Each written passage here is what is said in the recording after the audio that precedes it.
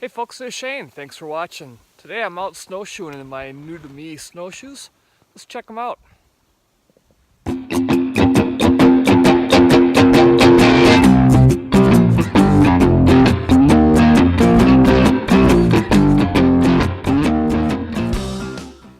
What I got is a older pair of MSR Ascent Lightnings.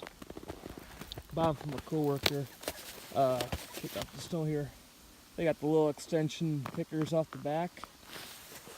And spin this around. They got the, as the name, get that in there. There we go. As the name implies, they're ascents. They got the little kicker that comes up for climbing inclines a little better. And I have to say, so far I'm more impressed than I thought I'd be. But now that I get more and more into backpacking and doing it more in the winter, I've been looking at this style of snowshoe for a couple of years now, but I just haven't broke down and bought a pair. Mainly because they're awfully expensive and out of my price range for gear when you factor in how much I'm going to use them. You know, they're well over $200 for a pair like these typically, and while I have a $200 backpack, I use it all the time. Where these will only get taken out a couple times a year, I just couldn't quite justify that cost. But fortunately for me, I work with a guy who's doing less and less backpacking, and he decided to sell me his pair. He actually wore these when he climbed Mount Denali, so these snowshoes right here are way cooler than I'll ever be. But at any rate, now that I've had them a couple times out in the trails, I'm really getting to be more impressed with these. They're working out a little better than I thought. Now obviously with a big wider, or not wide, a big wider and longer traditional style snowshoe, you get a lot more float with those. If you're watching this video, you've probably seen other ones where guys are comparing the two, where they'll walk with a pair of bear paws or a jibboy style or whatever, and then they'll walk with these and sink down a foot more than with the traditional style and say that these suck. Well, if you're looking just on float alone, you can't argue with them. These don't float nearly as much, but you don't need a guy wearing mucklucks and wool pants to point out that something with 3 or 4 times the surface area that you're spreading your weight over is going to give you more float. Now there's no two ways about it. Float is the most important thing when it comes to snowshoes. But there's other things to consider as well. Where these outshine the traditional style is being so compact, they're way more maneuverable.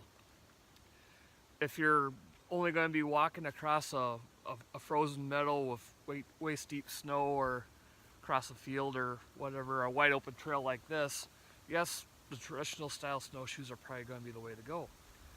But if you're going to be out into the woods, like say you're going winter backpack camping and you're working in through the brush, getting firewood or blazing a trail to your campsite, these are a lot easier to walk around trees, step over downfalls, back up, turn around, all that. You're way more maneuverable.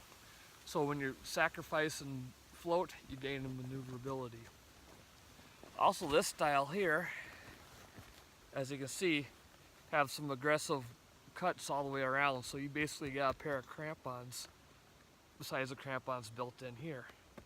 So on trails like this, or better trails I should say, where we're going up and down hills and it's a little beaten down and icy, these work both as a snowshoe and crampons, where if you just had the crampons, you'll probably end up post-holing a little bit and going knee deep, which can be kind of dangerous. Just go with your traditional snowshoes with just the wood frame, they're going to be a little bit slippery and you could lose your footing that way as well. So that's the advantages of these. And also, like I said, when you're backpacking and stuff and you're on an established trail and you don't need them, you take these off. They're more compact, they're lighter, you can strap them to the side of your pack and they won't get caught on as much stuff as a bigger pair. So basically it's just a different tool in the toolbox, so to speak. Alright, it's a couple weeks later and I was editing this video together and I realized I didn't get a good close-up. So here you can see what I was talking about, all the way along the edges. we got some real nice cuts in there for traction, along as on these cross members here. So, and then the crampon itself on your binding area. So that's what I was talking about, where you get a lot of traction. It's a built-in crampon and snowshoe. Let me put these on, and I gotta walk the trails around my house here. I'll show you a little bit more of what I was talking about as far as the float and maneuverability. Now this is what I was talking about as far as being maneuverable when you're off the trail in the woods. Now I'm not exactly in the thickest woods here. I'm just out walking down some deer paths that are across my property, just to make it a little easier for the little critters to go, as you can see where I'm going. But let's just venture off this way. Now again, this isn't the most extreme terrain, and as you can see, I sink down a good 8 inches into the snow, where some of the more traditional snowshoes I get a lot more float. But going over and through this kind of stuff is much easier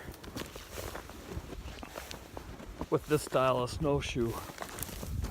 You don't get tangled up as I get tangled up. You don't get tangled up nearly as much. And, whoa, I sunk pretty good there. You can circle back a lot faster. Now again, traditional snowshoes, there's no way around it. You get a lot more float, and they're a better option if float is all you're concerned with. But for backpacking in the winter, when you're staying on an established trail and you're venturing off just to get firewood, that sort of thing. So I consider your more traditional snowshoes and these modern style similar tools, but to be used slightly different, you know. Kind of like golf clubs. You got a driver and a 9-iron. You really can't say a driver is better than a 9-iron, because you can whack a ball 300 yards with a driver and only 90 with a 9-iron. Golf clubs are needed for more than just distance, and snowshoes are used for more than just float. That's about it for this video. Just some thoughts on it. So take it for that. Thanks for watching, and I'll catch you next time.